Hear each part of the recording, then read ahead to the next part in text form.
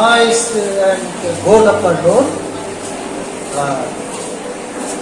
They were important and significant to us. You have known already, or announcer already announced about the importance of the day. On 21st June 2015, the United Nations accepted as the International Yoga. This is the ancient of the world practice of yoga, with accepted by the United Nations, the country of India. So, God proudness, being the citizen of India, we should be proud. So, I don't want to linger on this day. The practice is the main, and the exercise of yoga is the main. Yoga is a tool which enhances your body beauty and give peace, and which is very important in our body immune system. It controls our immune system. So, those who are practicing the yoga, no doubt they will get mental peace, no doubt they will feel themselves beauty, and not only he or himself, they are admired by the family members, by the friends, by the colleagues, by the classmates.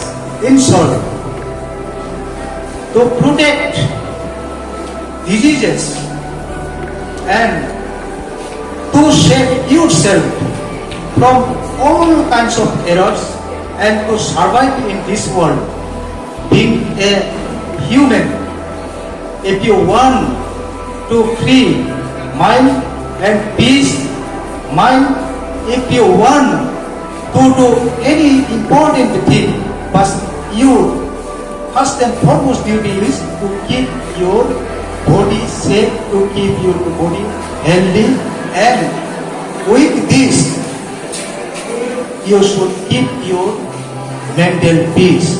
Without mental peace, you can't do nothing.